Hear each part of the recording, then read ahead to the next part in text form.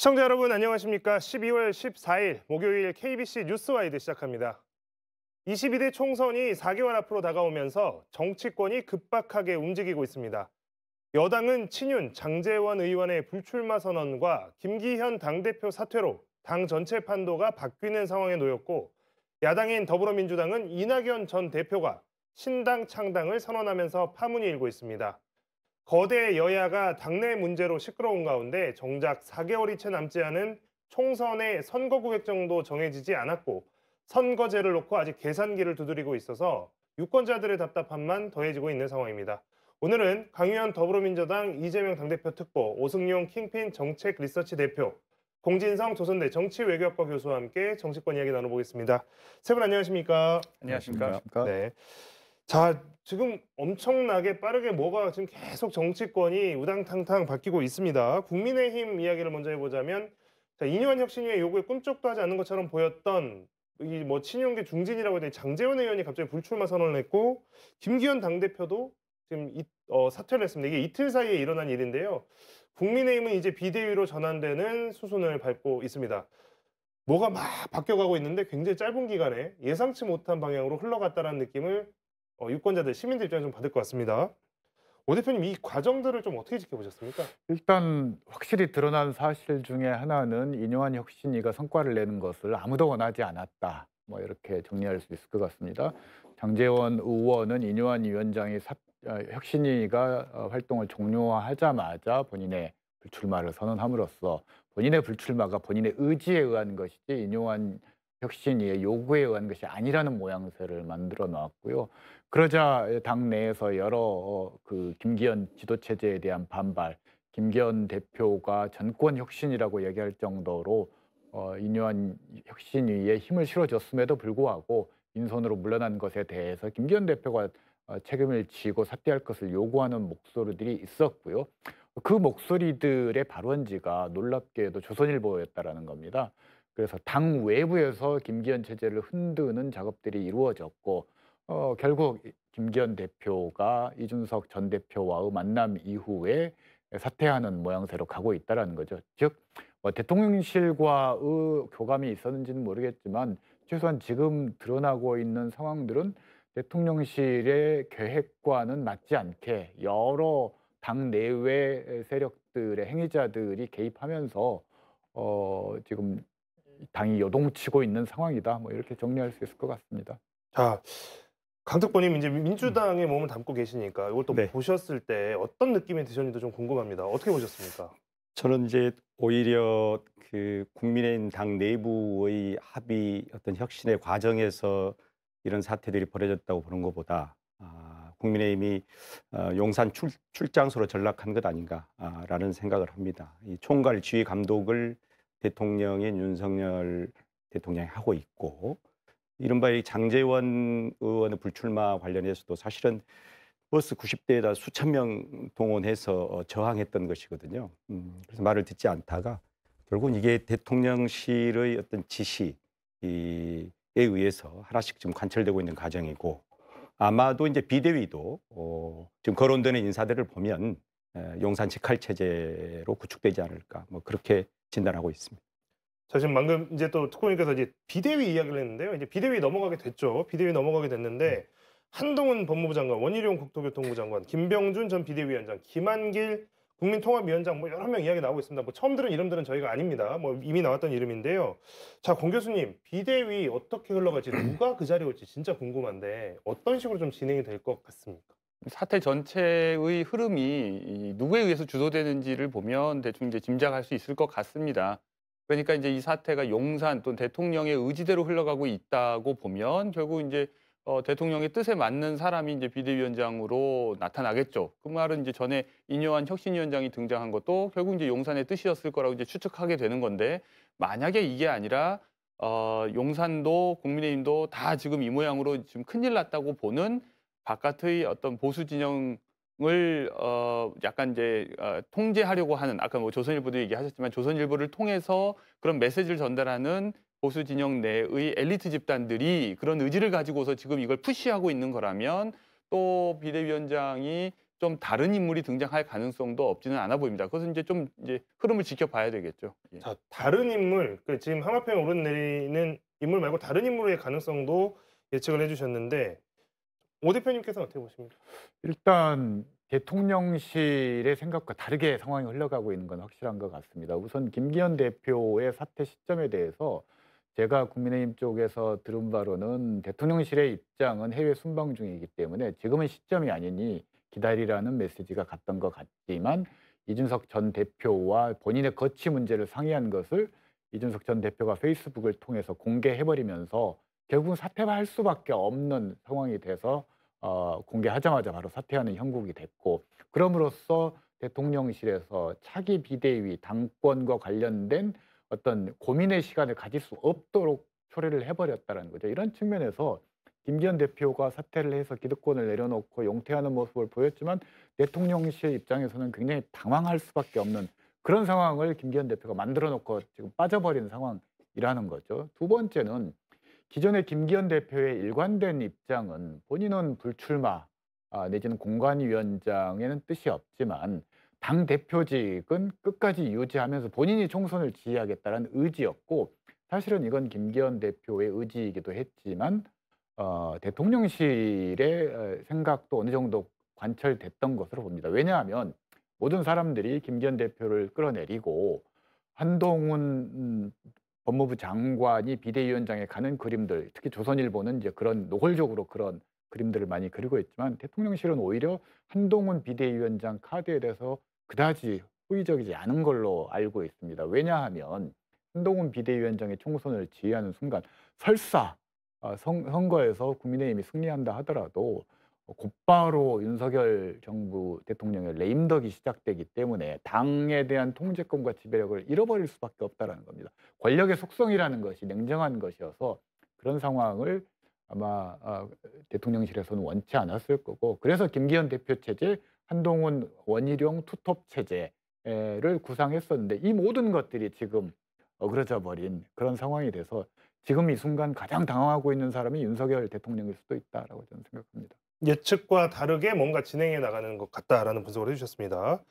자, 어떤 이유여든 일단 먼저 여당이 움직인 것 같습니다. 당대표 퇴진, 또 중진 불출마, 뭐 어쨌든 혁신에서 나왔던 이야기들이 어찌됐든 현실화하고 있는 상황인데 민주당은 좀 상황이 다른 것 같습니다. 이게 중진들이나 지도부가 뭔가 움직임을 가져가지 않은 상황에서 이탄희, 홍성국 또 이렇게 초선 의원들이 불출마 선언을 하면서 정치개혁에 대한 강한 주장들을 끝까지 내놓고 있는 상황입니다.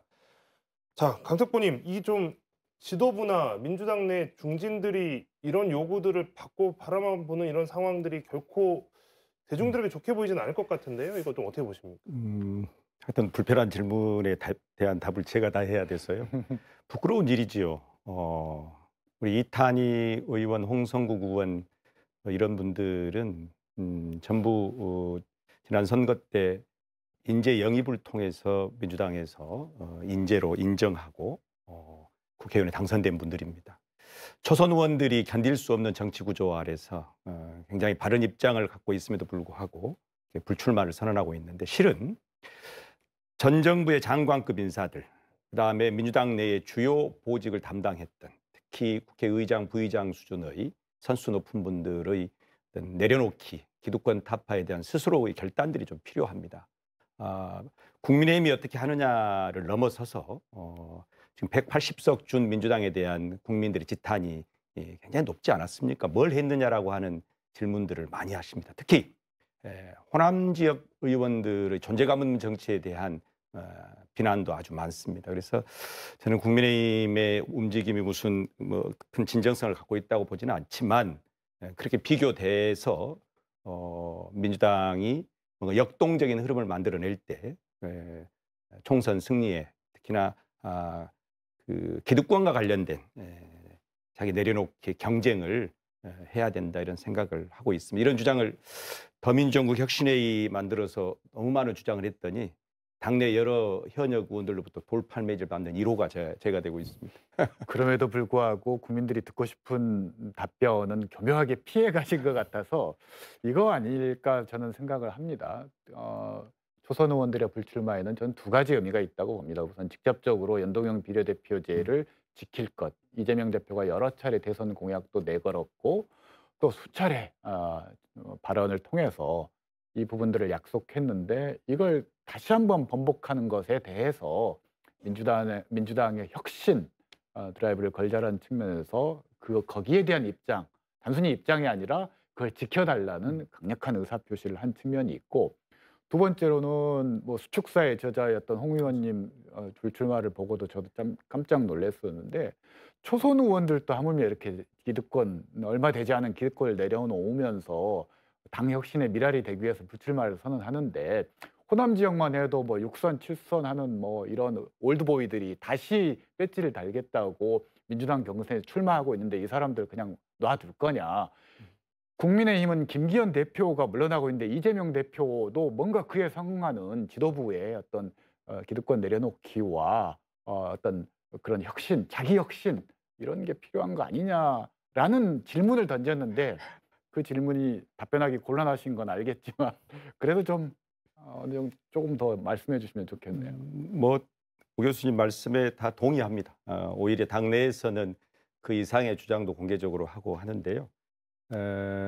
일단 지도부 중에도 친명 반명 가릴 것 없이 그런 중역을 담당했던 분들의 어떤 험지 출마 또는 기득권 내려놓기 있어야 된다고 주장하고 있고요. 아까 말씀하신 대로 국민의 기대와는 달리 그야말로 선수 높은 분들, 정말 20년 전에 봤던 분들이 다시 이 지역구에 도전하는 모습을 보면서 부끄럽지요. 그러나 현재의 그 시스템 공천이라고 하는 당의 공천 경선 구조 아래서는 대표 또는 지도부가 특정한 룰을 만들어서 경선에 진입하지 못하게 하는 방법은 현실적으로는 없습니다. 그래서 그런 어떤 어려움이 있다는 걸 말씀을 드리고요. 전반적으로 다 동의합니다. 제가 드리고 싶은 말씀을 제대로 해주신 겁니다. 네. 자, 지금 뭐 이야기들 쭉 나오고 있습니다만, 그래서 홍 교수님, 그러면 계속 이런 상황이 가면 압박을 받지 않을 수가 없을 텐데, 그럼 민주당의 중진이라고 불리는 분들 혹은 뭐 올드보이 이야기도 나왔고 또 당 지도부 이야기도 나왔습니다. 민주당은 그러면 어떤 반응을 보일 수 있을까요? 민주당도 실제로 그러면 어떤 좀 눈에 띄는 변화가 나올 수 있을까요? 저는 근데 지금 민주당에 대해서 이런 질문을 던지는 게 이제 국민의힘하고 민주당이 데칼코마니 같은 구조라고 하는 가정하에서 출발한다는 생각이 들어요. 그러니까 이제 국민의힘이 쇄신을 하거나 뭔가 기존의 현역 의원들이 뭔가 좀 물러나야 하는 어떤 필요가 그 안에 있다면, 같은 이유로 민주당에 그런 필요가 작동하는지는 사실 잘 모르겠습니다. 그러니까 이제 자꾸 어떤 혁신이나 쇄신이라는 이름으로 사람을 갈아치우는 것이 왜 이제 그 타당한 수단으로 여겨지는지 좀 의문인데, 사실 이제 우리 지역에서도 항상 반복해서 이제 선거 전에는 사람을 좀 갈아야 된다 그러고, 이제 선거 끝나면 초선들밖에 없어가지고 무기력하다, 이런 얘기가 주기적으로 반복되고 있거든요. 그런 의미에서 본질하고 좀 상관없는 얘기들이 지금 오고 가고 있다, 이런 생각이 듭니다. 그래서 저는 지금 이제 초선 의원들 중에 불출마를 선언한 분들과 관련해서도 좀 다른 점에서 생각해 볼 지점이 있다는 생각이 드는데, 지난 20대 때도 이제 이철희 의원이나 표창원 의원이 이제 초선만 하고서 그냥 더 이상 출마를 안 하셨는데, 그분들이 한편으로는 민주당의 그런 뭐 조직 문화 뭐 이런 것들이 못마땅했을 수도 있고, 다른 의미에서는 이제 자신들의 개인적인 캐릭터가 잘 안 맞는 거죠. 근데 이거는 다시 또 정치학적으로 보면 그만큼 정당 정치가 쉽지 않은 일인데, 그것을 기꺼이 짊어지면서 관철하려고 하는 의지가 강하지 않은 사람들이고, 동시에 그 안에서 자기의 신념을 오로지 100% 관철시킬 수 없다는 것을 알면 손을 빼버리거나, 거기서 기꺼이 타협하고 자기한테 때를 묻혀가면서라도 조금이라도 한 보씩 나아가려고 하는 의지가 약한 것이 이제 드러나는 것인데, 마치 이것이 어떤 대단한 훌륭한 자세고 반대로 계속해서 재선에 도전하면 나쁜 자세인 것처럼 묘사하는 것, 전 뭐 이렇게 타당한 것 같지는 않습니다. 네. 자, 이제 이낙연 대표 얘기를 좀 해보겠습니다. 어제는 이낙연 전 대표가 신당 창당을 선언했습니다. 자, 대선 경선 후보까지 지냈던 이 전 대표 행보 뭐 단순히 볼 수는 없을 것 같은데요. 일단 지역 국회의원들은 이 전 대표의 신당에 대해서 아직까지 선을 좀 긋고 있는 모양새입니다. 이 전 대표 측이 뭐 공천 과정이 진행이 되면 될수록 지금 민주당 지도부에 등을 돌린 사람이 늘어날 것이다, 이렇게 전망을 하고 있긴 합니다만, 어떻게 될지는 좀 지켜봐야 되는 상황인데요. 이형길 기자의 리포트를 보고 오겠습니다. 민주당 내에서 이낙연 신당과 함께할 가능성이 가장 높은 그룹은 원칙과 상식입니다. 김종민, 이원욱 의원 등이 주축으로 당의 쇄신을 요구하고 있는데 지금은 현역 의원 4명이지만 뜻을 함께하는 의원이 당내에 40~50명은 된다고 자신하고 있습니다. 저희가 말하는 이 취지 있잖아요. 도덕성 회복, 당내 민주주의 회복, 비전 정치, 이 3가지에 대해서 공감하는 분은 최소한 절반 이상 됩니다. 반면 이낙연 전 대표의 최대 지지 기반인 호남 의원들은 아직 거리두기에 나서는 모양입니다. 친이낙연계 대표 주자인 이병훈 의원은 신당에 대해 부정적 입장을 내보이며 민주당에 남겠다고 밝혔습니다. 선당 후사 정신으로 민주당이 내부에서 탄압하고 내부에서 혁신을 해야 된다는 그런 입장을 일관해 왔습니다. 신당 창당을 준비하고 있는 이낙연 측 인사는 본격적인 공천이 시작되면 이 전 대표와 함께하는 현역 의원들이 늘어날 것으로 전망했습니다. 이낙연계 한 인사는 지금은 민주당 지도부가 평가 하위 20% 의원들에 대해 통보를 하지 않는 등 현역 의원들을 붙잡는 데 힘쓰고 있다며 시간이 지나면 상황은 변할 것이라고 낙관했습니다. 특히 이준석 전 대표의 신당과 연대해 기존 정치권에 실망한 세력들을 결집시킬 수 있다면 파급력도 상당할 것으로 내다봤습니다. 다만 영호남을 같이 아우를 수 있는 신당 창당의 명분을 찾기 어렵고 비례대표가 권역별 병립형으로 확정되면 후보 부족에 시달릴 것이라는 전망도 있습니다. KBC 이영길입니다. 네, 방금 리포트에서도 보셨겠지만 어쨌든 이낙연 전 대표는 승부수를 띄운 것 같습니다. 신당 창당이 이제 사실상 이제 다 밝히고 가는 상황이 됐고, 그런데 아직까지 당 내에서 반응은 좀 미지근한 상황. 그렇다고 해서 이제 지금 민주당 지도부에 대한 불만이 없는 것도 아니고, 그래도 이게 어떻게 흘러갈 것인가 굉장히 이제 궁금한데요. 자, 권 교수님, 지금 아까 기사에서는 아직 하위 발표 안 했고, 그러니까 몸살이는 것도 사람들 좀 있을 거다, 이런 분석들이 좀 나왔는데요. 이낙연 전 대표의 신당 창당, 이거 호응하는 사람들이 많이 나올 수 있을까요? 저는 이제 민심 또는 유권자들 또는 민주당 지지자들의 의사를 가장 잘 아는 사람들이 이제 현역 의원들 또는 이제 필드에서 뛰고 있는 선수들이라고 생각하는데요. 그분들이 이제 계속해서 이제 공보물이나 문자나 이렇게 사진 같은 거를 보낼 때 이낙연 후보가 같이 찍은 사진 보내는 걸 제가 본 적이 없습니다. 이제 그런 의미에서도 기본적으로 당원들이나 일반 유권자들이 지금 이낙연 전 대표를 이렇게 지지하고 있는 것 같지는 않습니다. 그렇다면 지금 방금 보도됐던 것처럼 이른바 친낙계로 분류되는 의원들조차 지금 따라 나가기를 전혀 원하지 않는 상황에서 많은 사람들이 이탈할 가능성은 굉장히 낮아 보이고, 그리고 이낙연 전 대표가 그것을 기대하고서 지금 신당 창당을 선언한 것도 아니라고 생각을 합니다. 그러니까 이건 사실 이제 별개의 문제라고 생각하고, 오히려 본인이 이미 민주당에서 할 수 있는 일은 다 했고 민주당이 바뀔 가능성도 별로 없어 보이고 다음 대선까지, 그렇다면 본인이 승부를 당 밖에서 봐야 된다고 생각하신 게 아닌가. 그래서 오히려 그렇게 쭉 이제 한번 보면 오히려 더 설득력 있게 이해되지 않을까 싶습니다. 자, 강특보님, 네. 자, 이렇게 이제 밖에서 시끄러운데 안팎에서 사실 이제 좀 시끄럽게 이야기들이 나오고 있는 상황인데, 자, 이재명 대표는 아직 여기에 대해서 구체적인 언급이나 이런 게 없습니다. 지금 당 지도부 또 당 대표 어떤 지금 이 상황을 좀 어떻게 볼 거라고 생각하십니까? 토론을 하다 보니까 말씀을 드리기가 참 조심스럽습니다. 국민의힘 내부 사정을 보는 시각도 다 좀 다른 것 같고, 특히 또 초선 의원들의 불출마 관련해서도 여러 가지 다양한 생각이 있으셔서 좀 조심스러운데요. 이재명 대표는 일관되게 지금 입장을 밝혀왔습니다. 강서구청장 선거 이후에 민주당에게 한 말은 우리가 자리에서 표를 준 게 아니라 윤석열 정부와 국민의힘이 잘 못해서 심판한 거다. 당의 단결과 연대 통합이 어느 때보다도 중요하다. 윤석열 정부를 심판하기 위해서는 지금 어느 때보다도 총선을 앞두고 당에 단합된 모습이 필요하다고 늘 주장하고 있고요. 이낙연 대표의 신당 관련해서는 조금 가혹한 평가를 내릴 수밖에 없습니다. 일단은 명분이 너무 취약합니다. 여러 가지를 다 찾아봤더니 명분은 딱 하나입니다. 이재명 싫답니다. 반 이재명.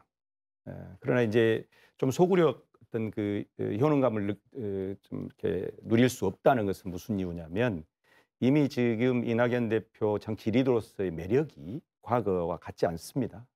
그리고 동시에 자칫하면 저희들이 생각할 때는 여전히 대선 경선 불복에 해당하는 그런 반감들이 계속 연이어온 것 아닌가. 그래서 뭔가 성공할 수도 없지만 지금 이런 검찰 왕국이라고 하는 이 폭정에 시달리고 있는 윤석열 정권 앞에서 당이 이런 분열의 모습을 거치는 것과 관련해서는 굉장히 심각하게 우려하고 있습니다. 네. 자, 이제 뭐 이낙연 대표는 어쨌든 나가는 것을 선언했고 여기에 대해서 뭐 원칙적인 말씀을 해주셨지만 당 대표나 당 지도부는 여기에 대해서 뭐 특별히 언급을 하지 않고 있는 상황. 그런 상황에서 이분들의 행보가 이제 또 미담으로 주목이 됩니다. 흔히 말하는 이제 민주당의 혁신계라고 이제 본인들이 부르는 원칙과 상식. 조홍천 의원, 아까 김종민 의원도 나왔지만 이분들이 메시지를 어쨌든 전달을 했습니다. 당 대표에게. 자, 대표 사퇴하고 통합비대위를 구성해라라고 구체적으로 요구를 했습니다. 이게 받아들여지지 않으면 이제 어떤 행동이 나올지 뭐 대충 이제 뭐 몇 가지로 예상이 되긴 하는데요. 오 대표님, 만약에 이제 지금 이 원칙과 상식 모임에서 내건 이 조건들이 받아들여질 수 있을지, 만약에 받아들여지지 않는다면 뭔가 새로운 균열이나 뭔가 새로운 또 모멘텀이 생길지 좀 궁금한데요. 어떻게 보십니까? 일단 해야 될 얘기들이 많은데 짧게 요약하기가 좀 어려운 측면이 있습니다. 일단 시간표 키워드를 통해서 좀 설명을 해야 되는 것 중에 하나가 모든 신당 창당의 시간표는 2월 15일을 기준으로 역산해서 이루어지고 있습니다. 정당 경상보조금과 선거보조금이 지급되는 날이 2월 15일입니다. 의석수 기준으로 나가게 되죠. 그러면 역산해서 오면 그 이전까지 신당을 창당할 경우 창당 작업이 마무리되어야 되고 그 물리적으로 신당을 창당할 수 있는 기간이 현역 의원들이 집단적으로 할 경우에는 대체적으로 한 달 정도 시간이 걸립니다. 그러면 결국 12월 말까지 이 4인방이 그 시한을 정한 것도 결국은 그런 시간표상의 계산에 따른 것이고 조홍천 의원이 왜 이낙연 전 대표가 서두른지 모르겠다라고 얘기한 부분이 어떻게 보면 이제 줄탁동시라고 표현할 수 있을 것 같습니다. 내부적으로는 먼저 본인들이 신당을 만들 수 있는 민주당의 혁신 부재에 대한 확실한 증거를 만들어 놓고 나가야 되는데 너무 이렇게 신당부터 풍선을 띄우게 되면 처음부터 땀만 먹고 있다가 결국은 명분 만들어서 나간 거 아니냐라는 비판을 받을 수밖에 없기 때문에 아마 그런 얘기를 했을 거고 그렇지만 이낙연 전 대표와 이 4인방이 수시로 회합하면서 뭐 소통을 하고 있다는 건 누구나 다 알고 있는 내용이어서 결국 생각하는 바는 같을 수밖에 없다. 그리고 이제 두 번째 키워드는 희망의 끈인데요. 그리고 친낙계가 됐건 민주당의 이른바 비명계 의원들이 지금 이낙연 신당에 대해서 긍정적인 메시지를 단 한마디, 단 한 단어도 낼 수 없는 이유는 희망의 끈이 아직 남아있기 때문인 거죠.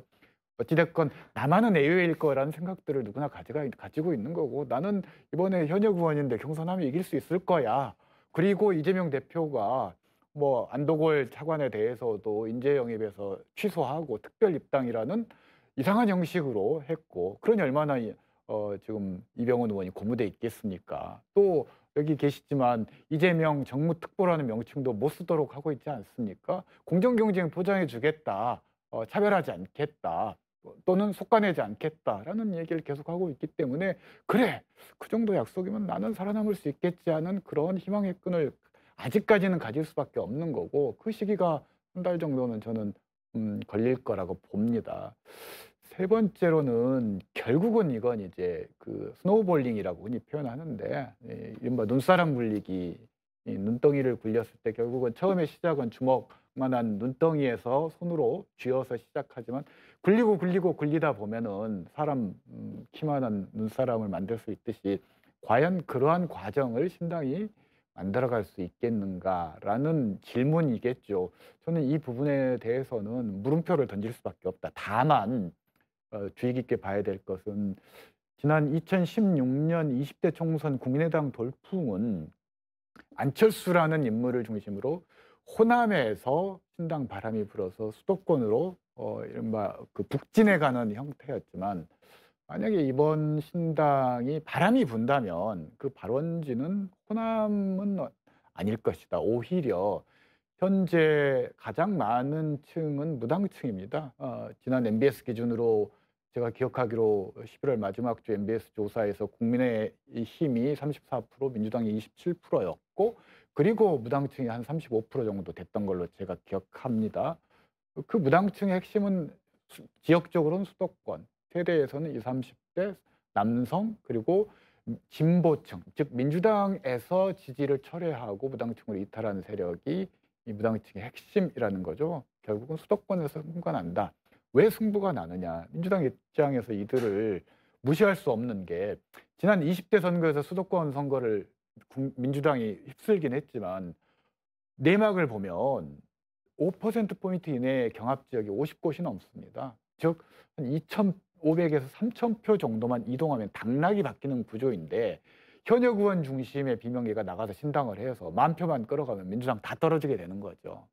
이런 부분들이 이재명 대표 입장에서도 이걸 굉장히 조심스럽게 다룰 수밖에 없는 그런 상황이다. 그래서 시간을 가지고 좀 지켜봐야 된다. 저는 이런 말씀을 드리고 싶습니다. 네. 자, 이낙연 대표 신당 이제 공개적으로 신당 창당을 이야기하고 나니까 여러 이제 당 바깥에 있는 세력과의 연대에 대해서도 관심이 좀 쏠리고 있는 것이 사실인데요. 가장 아마도 관심이 큰 게 이준석 전 국민의힘 대표와 과연 연대할 수 있겠느냐, 융합할 수 있겠느냐 이 부분인 것 같습니다. 아직은 조금 거리가 있는 것 같습니다. 이낙연 대표는 양양자 금태섭과는 같이 갈 수 있다라고 하지만 이준석 전 대표에 대해서는 물음표를 던졌고 또 이준석 전 대표도 이낙연 전 대표가 민주당에서 무슨 불이익을 당했느냐, 나는 여기서 이 당 안에서 불이익을 받고 있는 사람이다, 뭐 이렇게 하면서 좀 거리를 두는 모습입니다. 자, 두 사람이 결합할 수 있을까요? 공 교수님 어떻게 보십니까? 두 분의 말을 보면 약간 여지는 열어놓는 것 같습니다. 그러니까 뭐 대놓고 뭐 비판을 하거나 하지 않는 걸 보면 일단은 뭔가 이렇게 깨지고 싶은 마음은 없는 거고, 그다음에 이제 적극적으로 구애까지는 하지 않지만 약간은 이제 존중하면서 일단 뭐 상황을 지켜보려고 하는 것 같은데, 이제 거기서 핵심적인 상황이 선거법 개정 여부가 되지 않을까, 저는 그렇게 생각을 합니다. 그러니까 이제 선거법이 어떻게 개정되느냐에 따라서 기호 3번의 의미가 굉장히 커질 수도 있고 그렇지 않을 수도 있고, 그렇게 되면 결국 이제 만약에 병립형으로 돌아가거나 그렇게 해서 기호 앞번호를 차지하는 것이 굉장히 중요한 의미를 가지게 될 때, 아까 이제 뭐 오승열 대표님도 그 정당 보조금 지급 기준을 또 얘기를 하셨지만, 이게 이제 원내 교섭단체를 구성할 수 있느냐 없느냐도 중요할 거고, 그렇게 해서 최대한 뭔가 좀 뭉쳐서 3번이 되도록 뭐 하려는 움직임이 이제 생길 가능성도 충분히 있고, 그리고 그것을 강제하려고 하는 제3의 어떤 정치권 바깥의 힘 또는 의지도 없지 않아 있어 보입니다. 네. 자, 뭐 이거 지금 신당 창당에 대한 이야기들, 그리고 지금 기존 정당 내부에서 일어나고 있는 다양한 다양한 이제 권력의 이동들, 이런 모습들 계속 지켜보면 굉장히 재밌는 결과가 나올 것 같습니다. 선거구 획정 이야기를 좀 해보도록 하겠습니다. 지난주 5일이었습니다. 12월 5일에 선거구 획정위원회가 획정안을 국회에 제출했습니다. 뭐 이게 그대로 확정이 되는 것은 아니고요. 이제 여야 간에 이제 또 이것과 가지고 논의를 해야 하는 상황인데, 어쨌든 지금 나온 이 초안에 대해서는 여야 간의 평가가 극명하게 갈리고 있습니다. 자, 민주당은 선거구 획정안 뭐 편파적 이렇게 이야기하고 있습니다. 아무래도 이번에 좀 민주당에 불리한 게 나온 것 아닌가, 초안이, 이런 평가들이 있는데요. 강특보님 보셨을 텐데 이 선거구 획정 관련해 가지고 좀 소감을 말씀해 주시면 어떻게 보셨습니까? 뭐 이견이 있을 수도 있는데 민주당 입장에서는 지나치게 편파적이다 생각합니다. 이건 뭐 이대로 획정되기도 어렵고 이렇게 해서도 안 됩니다. 가령 예를 들면 서울 같은 경우는 노원, 그다음에 경기 부천, 안산 다 줄었습니다. 민주당 강세 지역으로 알려진 곳들이죠. 그렇죠, 네. 당연히 그렇죠. 그리고 원래 논의됐던 서울, 강남, 대구, 달서, 이건 그대로 건드리지 않았습니다.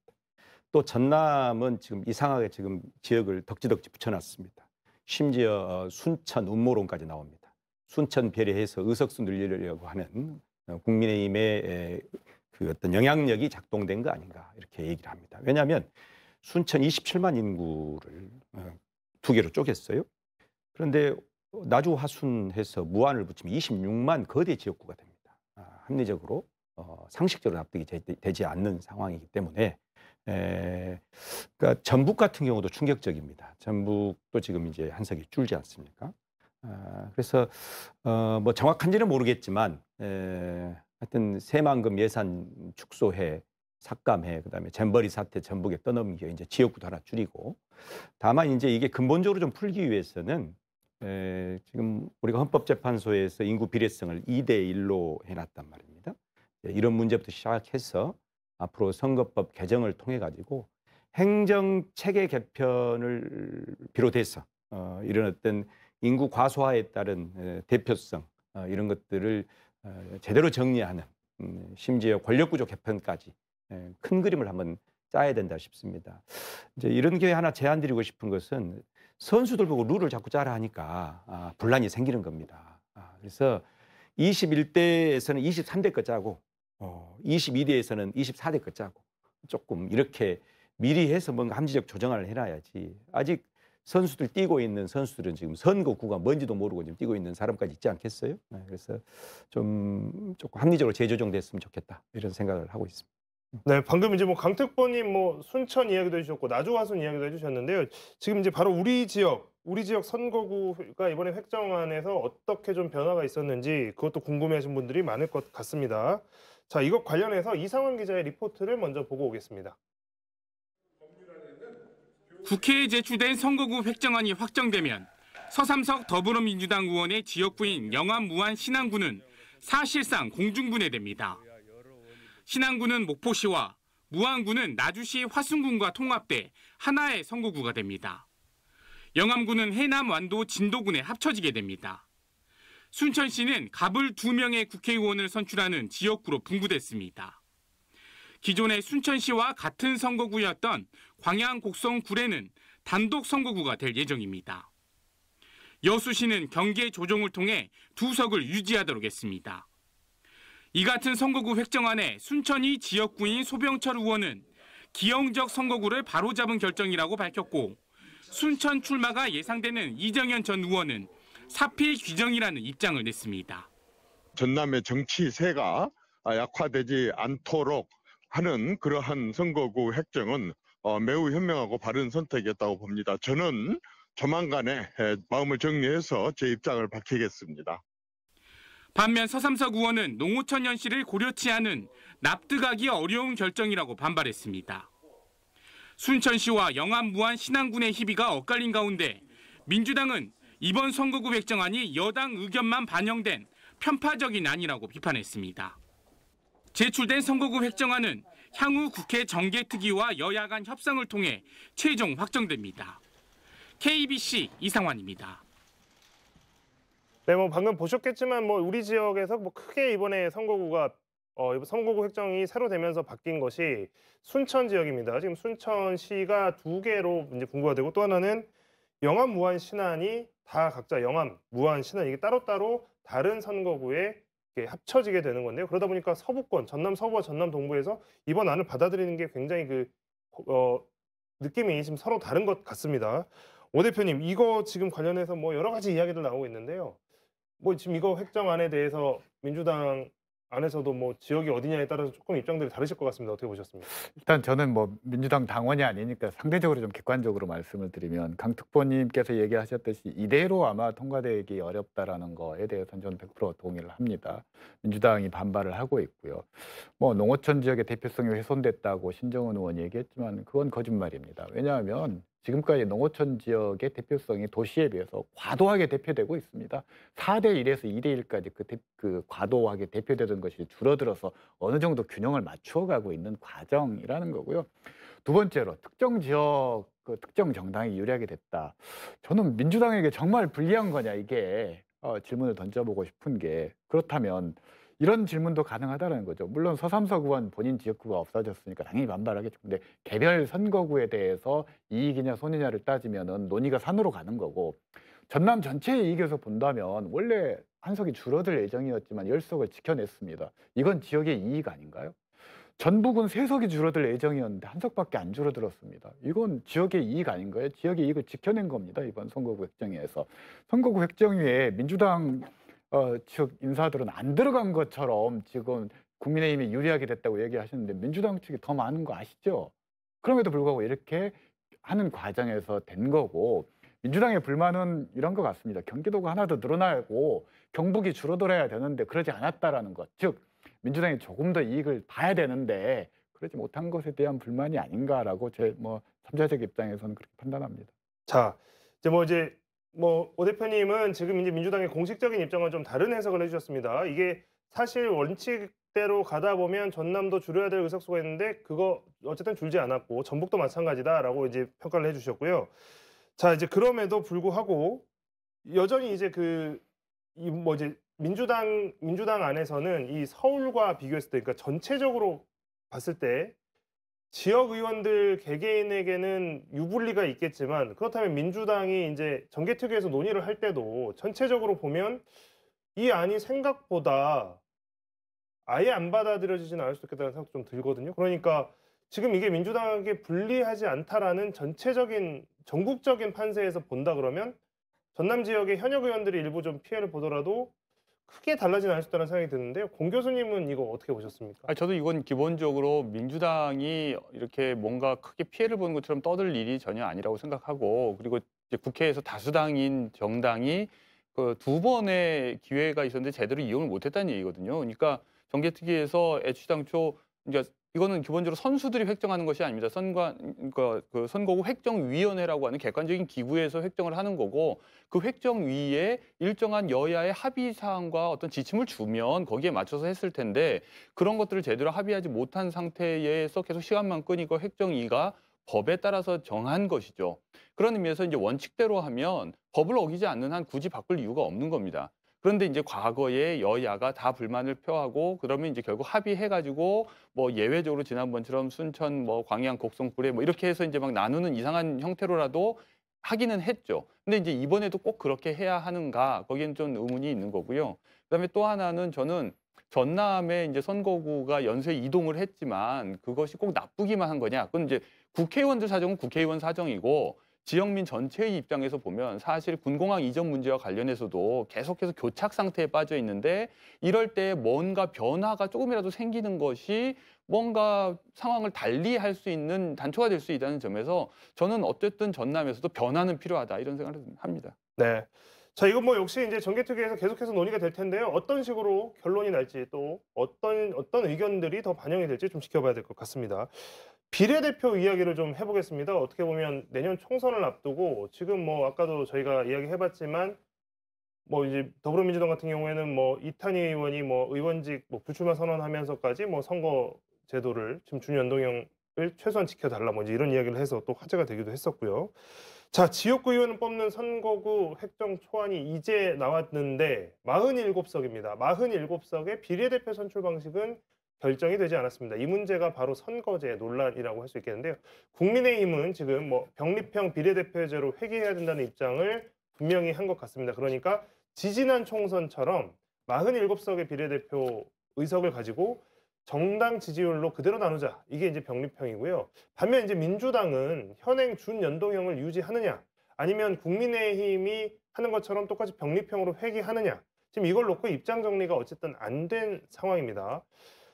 자, 먼저 오 대표님 먼저 여쭤볼까요? 민주당 고민 깊을 수밖에 없을 텐데 어떻게 보고 계십니까? 어떻게 진행이 될 것 같습니까? 일단 준연동형이 제가 계산하기도 너무 복잡한 제도라는 것, 국민들도 이해하기 어려운 제도라는 것은 사실인 것 같고요. 이것의 핵심은 이런 겁니다. 정당의 욕망을 인위적으로 억제하고 있다는 거죠. 왜냐하면 이게 이제 50%, 30석에 대해서만 연동 50%를 적용하다 보니까 지역구의 의석을 가지고 있는 정당이, 그 양 정당이 절대적으로 불리할 수밖에 없기 때문에, 그러면 이건 정당 입장에서는 최대의 의석수를 확보하는 것이 결국은 어떤 그 국정 운영에 있어서 핵심적인 과제인데, 이걸 실현 못하도록 인위적으로 제어하는 방식이기 때문에 맞지 않은 측면이 있다라는 거죠.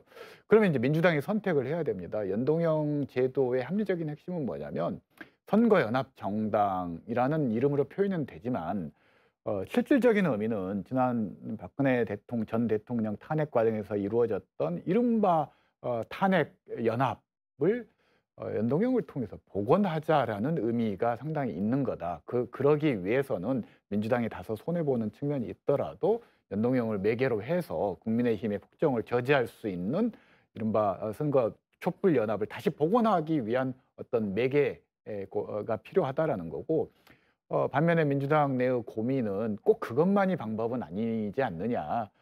그리고 현재의 제도가 여러 가지 위성정당을 헌법적으로 막을 수 없다는 것도 사실입니다. 왜냐하면 헌법이 보장한 정당 설립의 자유를 인위적으로 제한할 수 있는 것은 바로 위헌 판결을 받을 수밖에 없습니다. 그래서 인위적으로 제한할 수 있는 방법이 사실은 마땅치 않고, 그럴 바에는 지금 현재 그 선거구 획정이 논의가 있지만 지역에서 일부 줄어드는 지역구 의석을 비례대표에 포함해서 현행 47석을 조금 더 늘려서 비례대표 의석을 늘리되 병립형으로 가고, 권역별로 하게 되면은 그 권역별로 소수 정당이 또 진입할 수 있는 가능성이 지금보다는 높아지기 때문에, 그런 측면에서 연동형에서 확보할 수 있는 그런 어떤 그 선거 연합 수준까지는 아니지만 소수 정당에게도 권역별 비례대표제를 통해서 기회를 줄 수 있는 측면이 있기 때문에, 민주당의 어떤 야권으로서 중심성을 강화하면서 정권 교체의 힘을 더 강화하자, 이런 취지에서 연동형 대신 병립형으로 회귀, 그리고 대신 권역별 비례대표제를 적용하는 것에 대해서 고민을 하고, 거기에 반드시 추가해야 될 것은 비례대표 의석수가 47석에 그치면 그 효과가 줄어들기 때문에, 저는 선거구 획정에서 일부 농촌 지역 줄어드는 의석이 있는 지역은 차라리 비례대표로 수용을 해서 그걸 권역별로 할당을 하면, 예컨대 전남 전북 지역에서 2석이 줄어들더라도 권역별 비례대표에서 지역 몫이라는 게 이제 생길 수 있는 거지 않습니까?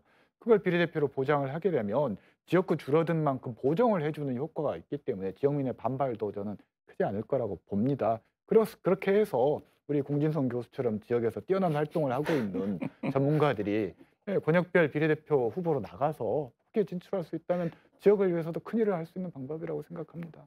자, 이제 권역별 비례대표 이야기까지 나왔는데요. 이제 뭐 굉장히 복잡합니다. 그러니까 기존에 있던, 그러니까 이전 총선까지는 병립형, 그리고 지난 총선에서 처음 도입된 연동형, 준연동형 비례대표제, 그리고 이제 대안으로 요즘 이야기가 또 나오고 있는 것이 권역별 비례대표제까지 이제 굉장히 많이 나와 있는데요.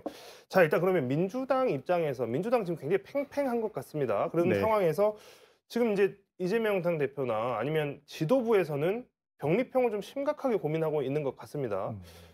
자, 근데 초선 의원들이나 내부에서는 이거 준연동형 지켜야 된다라고 하는 목소리도 굉장히 크고, 이게 어떻게 논의가 진행되고 어떤 쪽으로 가야 된다고 생각하십니까?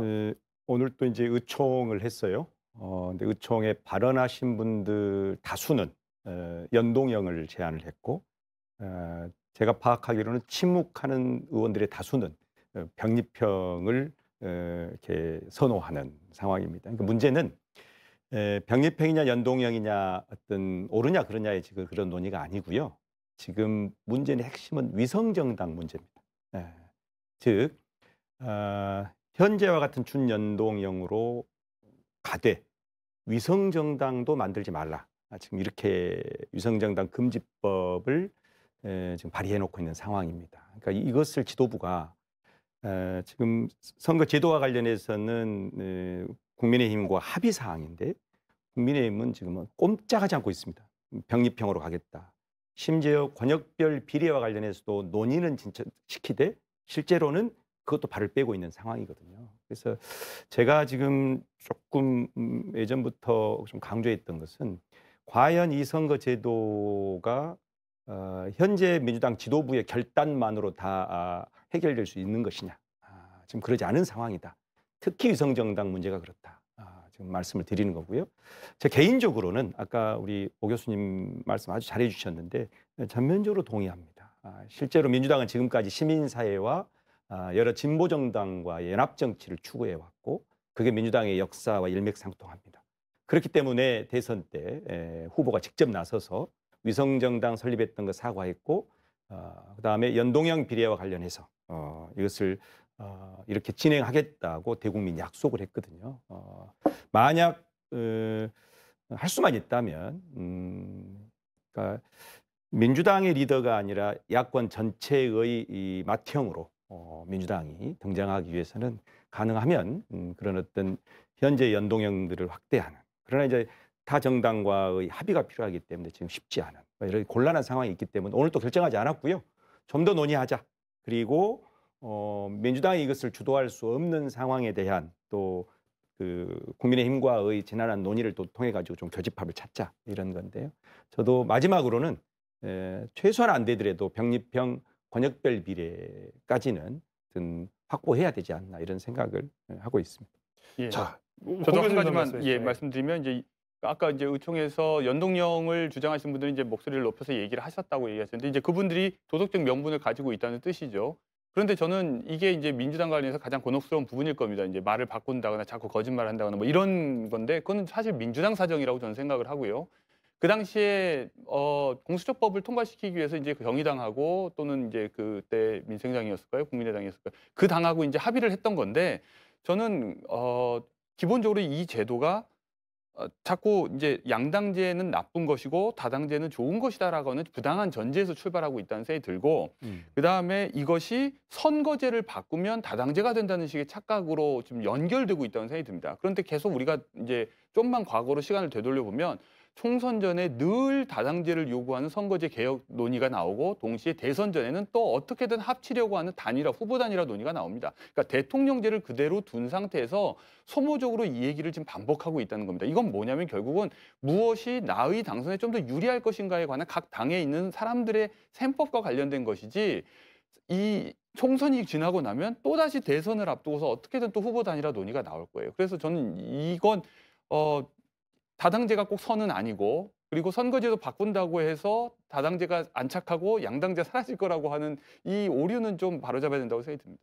그렇죠. 어느 순간부터인가 지금 이 연동형 비례제가 다당제를 위한 전제가 되어버렸고 또 그 다당제로 가면 양당제의 문제가 해소될 것처럼 이제 이해를 하는 그런 식의 이야기들, 뭐 여론들도 사실 많았던 것은 사실인 것 같습니다. 자, 그런데 한편에서는 이제 이런 이야기도 나옵니다. 뭐 최근에 국민의힘 자체 조사에서 이제 서울 뭐 지역구 6석 예상 나올 정도로 참패한다 뭐 이런 것도 나오고 하니까 자 그러면 일단 이거 뭐 비례대표제 어떻게 선보냐를 이야기하기 전에 지금 있는 이 제도에서 민주당이 도덕적으로 위성정당 안 만들고 그냥 이대로 가면 되는 거 아니냐 뭐 민주당이 그렇게 자신이 없느냐라고 하는 의견들도 있는데 이 말을 믿고 가는 것은 너무나도 순진한 생각일까요? 오 대표님 어떻게 생각하세요? 일단 조선일보 서울 6석이라는 게 실제 여론조사를 돌린 게 아니라 전국 서울 지역 여론조사를 토대로 해서 이른바 정성 평가를 해서 최선과 최악의 시나리오에서 나온 건데